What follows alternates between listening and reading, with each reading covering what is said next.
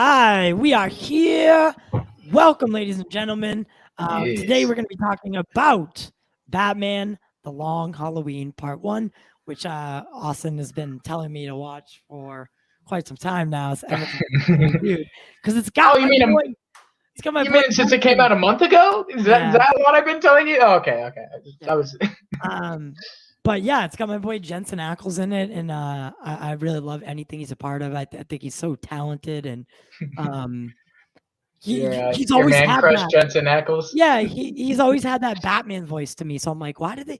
I mean, they tapped him for Red Hood, and I thought they got it right here. Yeah, I was like, he kind of sounds more like Batman, if anything. And Under the Red Hood was all right. It wasn't the greatest animated DC film. Love Under the Red Hood. Yeah, it's good. It's just not the best.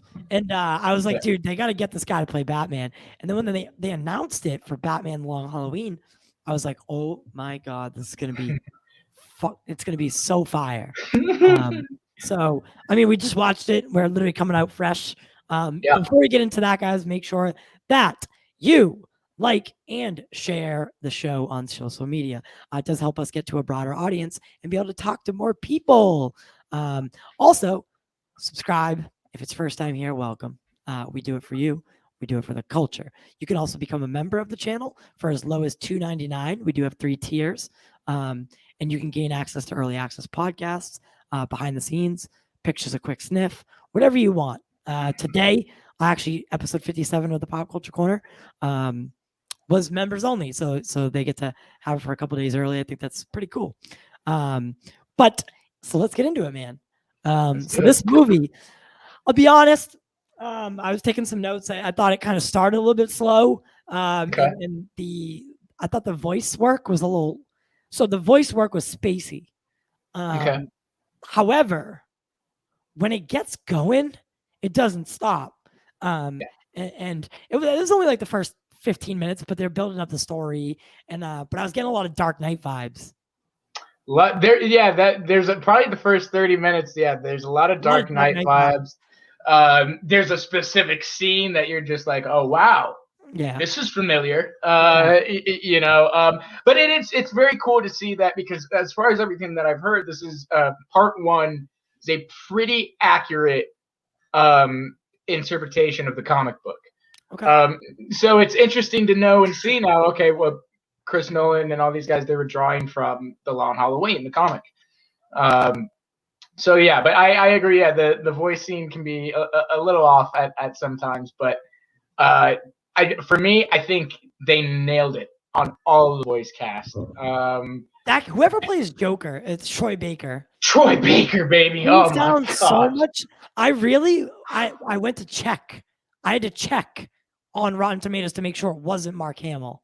Yeah. That's how deep it was. I was like, oh my God, he sounds just like him. And he did I don't know. You said you played the Arkham games. Did you play Origins, or he did Arkham Origins? That kind of in between game. He voices Joker for that one. Oh, I did not know that. That's why it sounds like because he's probably on the younger side. He is. He's very young. So just in case, like he could be the next Mark Hamill. Like if Mark Hamill wanted to retire out of it, he could pick up the slack on the Joker, and he sounds really like him. I was so impressed. I think him and Jensen can pick up Jensen can pick up that mantle a bit, because look, I love Kevin Conroy, and I hope he plays Batman until the day he, for as long as he possibly can, because I never want him to die, because he's a god in my opinion. But Jensen would be the next best thing. His voice is and he does it. I think that's the hardest thing in animation, is the actors that are, switching the voice from Bruce Wayne to Batman, and Jensen does it just perfectly. And it doesn't sound like he's straining his voice to be deep, and all that. Yeah. It sounds right. It sounds good. I really do think Jensen Ackles actually killed it. He killed it in this role. Super, super happy that they finally tapped him. Like I said, I've been saying this for years now, because Jensen, and I actually I'd get in on a campaign to bring him into like live action Batman. Oh yeah. Because of his stunt, like I mean, the work on Supernatural is not as extensive as it is for like a superhero film, but he does have, you know, he's worked alongside it before with stunt work, and you know, he's cosplayed, but like the next level cosplay. Yeah. You know, he did the thing with the Batman, like it was Halloween, and him and Yeah, his he just PR Yep. team or whoever dressed him as Batman, and he looks really good as Batman. I think a lot better than Pattinson looks. As far, yeah, I think he would have looked a lot better than Pattinson, and that's just me. And then Alfred was really good. It's that kind of older Alfred who is very much the butler. It's the butler Alfred. It's not like the CIA butler. I mean, CIA Alfred. Right. That operates for him, autopilot. Yeah, no. Yeah, and then the Jim Gordon is really good in it. Like I said, I really like everything about this film. It was perfectly timed. It didn't go too long, but it got everything in. And then the calendar, David, man, I love that scene. Yeah, David. I can never say his last name. I know, but he's from the Suicide Squad, Polka Dot Man. Yeah, Polka Dot Man does Calendar Man. He'll just do all the suit. He like shows up in everything. I love it. He showed up in The Dark Knight. He was in some Marvel films. He's in Suicide Squad. Now he's in this. He's just in everything. And the only thing I didn't like about Calendar Man is they didn't put like the calendar on his head. Yeah, like the head. Yeah. I like that when they do that. It's kind of goofy, but it's kind of over the top. I don't know. It's just me personally. Definitely shows the psycho side of him. But that Joker, another one. The Joker reveal was great, but another one that I loved too was Josh Duhamel or Duhamel. Josh Duhamel. He plays Harvey Dent, right? As Harvey Dent. Yeah. That was great. The coin flip origin. Yep. From Batman. I was like, this is amazing. But listen, I give this I mean, it's got 100% on Rotten Tomatoes. It's got a 7.4 on IMDb. I'm not sure how that works, but I give this I probably give I'd give part 1 probably an 89. 89 out of 100? Yeah. Yeah, I think for me it's an 85. I really that's high for me. It's very, very high. I love it. I agree there are a couple moments with the voice work and even the animation that's just a little, because like I said, it's very much more like an upgraded motion comic than it is technically like a fully animated movie, which is really at moments. For example, there's a whole Catwoman and Batman chase that is just gorgeous. Mm-hmm. It's gorgeous. And so certain moments it really comes up, but then at other times it does kind of not look so good. I just noticed in the beginning, maybe it was more because the story was a little bit slower at the beginning. Maybe I was noticing it more. Mm-hmm. But at the beginning, that's what I agree. The voice work was a little spacey, like things. When I say spacey, it was just like one character would speak, and then it would take a long time for the other character to speak. Yeah. When it was like, that's not how. Lots of dramatic pauses. Lots of dramatic, And that's what I meant. That's what I mean by spacey. Not Kevin. That's no need for that. But Jensen Ackles is great as Batman. The animation is great. It's kind of rough, and I liked it. It was kind of grainy at points. Like the sky it felt like a comic book. You're right. And that's what I loved about it. And I'd love to see a Long Halloween live action.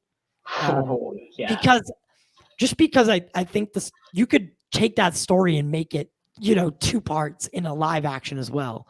And make it something that's like a storyline that you're doing. Oh yeah. And it goes, I mean, it's a big comic. I haven't read the whole thing. I'm actually waiting because they're going to release like a 30th anniversary edition that I want to get. And so, but I heard somebody say that they could probably make 2 or 3 movies out of just the Long Halloween comic, and really because there's so much. I've seen part 2, but you haven't seen part 2 yet. And man, that's I can't wait to hear your thoughts on that one. That's for sure. You're gonna love that. what I did like was the way it sets up the next one at the end. Yes. So if you're a fan of the comic, then you know that this part, or if you're a fan of comic, you know that Batman gets stuck and thinks it's Falcone's son, Alberto. However, Alberto gets killed in like a gruesome way, and then the introduction of Poison Ivy at the end of this. At least this, I don't know how the comic book runs, but this film ends with Carmine Falcone introducing Poison Ivy to Bruce Wayne. Bruce Wayne. I don't know if they know he's Batman yet, They because don't. I know the son knew at the last moments of his life, Right. and I was like, this guy's gonna die, because that it makes sense. He's not gonna live to tell that he's To Batman. tell me whoever does. Yeah. And then they introduce Poison Ivy, and I'm interested to know where this is going. Yes. Because for a second I thought it was the son as well, so it tricked me. It It did. did. I think that's the point for viewers. It definitely tricks you into thinking it's the son. Yeah, and it was fun watching because we were watching it together, and so you were putting it in the chat. It's the son. I know it's the son. And I'm just sitting here like, I'm not gonna respond. Yeah, as soon as they like, it's like the Green Lantern thing. Yeah. The movie. It's like it's always the son, the outcast son that did it. Like it's always like someone that's pushed aside, because Carmine Falcone is talking to a group of people about a charity that they have, and he's like, introducing the son that I never had, Bruce Wayne. He gives that reveal, and the son's just like, dude, I'm right here. Yeah. I'm literally right here. I'm your real son. Right. Oh yeah. It was. Yeah. And Jack Quaid from The Boys voices Alberto. Does a great job with that. Very subtle, very quiet. Performance. Yeah. That voice cast, amazing. Everything about it. It's one of probably the best DC animated movies. It really is. It's up there. Sure. It's up there with like The Dark Knight Returns and all those. I really do. And I think it's smarter when DC does these two-parters. Like you said, it allows them to expand. It allows them to do hour 20-minute stories. You're not there for too long. You don't feel like it's too much. And a couple months later, part 2 comes out, and I think that's a great strategy for the DC animated movies. And Selena Kyle was really good. We have something for the end for her. But Selena Kyle, the Naya Rivera, amazing. Who did she passed away, I believe. She passed away last year due to a tragic accident. She was a cast member on Glee, but she did pass away from a drowning accident. And it's terrible. Yeah, but she did very well as Selena Kyle, and really she good. portrays the character very well. She doesn't have a lot of voice work in it, at least part 1. It's minor, but it's major at the same time, because she is very much a main character in part 1. There's something going on between Batman. I always like those stories where something's going on between Batwoman and Selena. And Selena doesn't know where she is. Like, is she a villain? Is she a hero? Is she an anti-hero? And that relationship with Batman. Also, they brought in Solomon Grundy, which I was not expecting. Love that. Batman's relationship with Solomon Grundy is so weird. Really cool. It's so weird, but it's so cool. He like leaves him Thanksgiving dinner. Dude, I was like, and he's like, bored on a Monday. And I'm like, yeah, you were bored on a Monday, buddy. He's just like this big giant like animal that like Batman just has to keep underground. Yeah. Keep alone, keep fed. Like, I'll make sure you're alone. Yep. Don't do nothing. I did love that scene. I love that that they introduced him. He's such a weird character, but he's such a good character. He is. He is. Then the relationship between the Batman, Jim Gordon, Harvey Dent stuff. Yes, that kind of pact. They make a really cool pact towards the beginning of the film. On the rooftop. That they're going to find this killer. But they're going to do it the right way and stuff. Right way, yeah. It's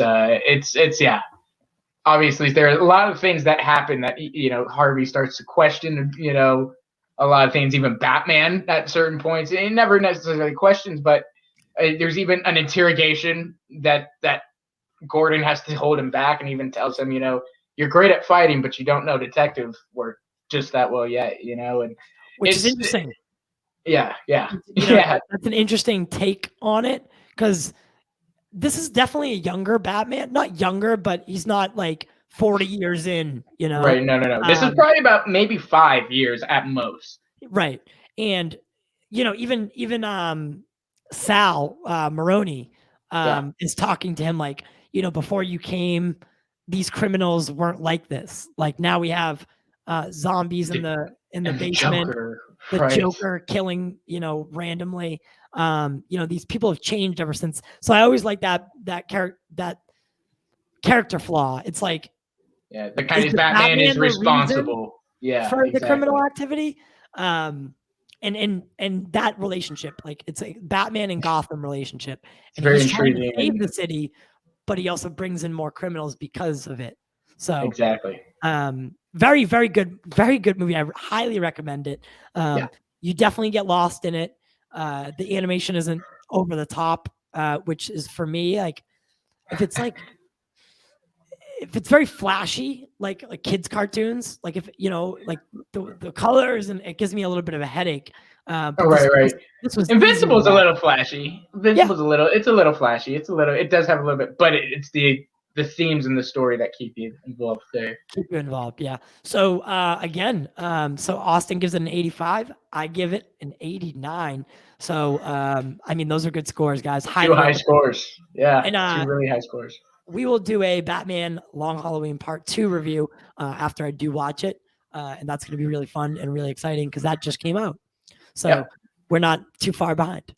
Exactly. Not this time. So as always, guys, like I said in the beginning, make sure to like this video. Share it on social media so your friends, families, and enemies can watch it along with you. Become a member for as low as $2.99. It's so... Just do it. Just do it. Just do it. Come on. You get all kinds of stuff, and then you know you want to the show, and it's a beautiful relationship that we create. You can ask for pictures of my toes, Austin's toes, all the toes, all the toes we can find. Book your toes. And make sure to subscribe. If it was your first time here, thank you so much. You know, we do it for you. We do it for the culture.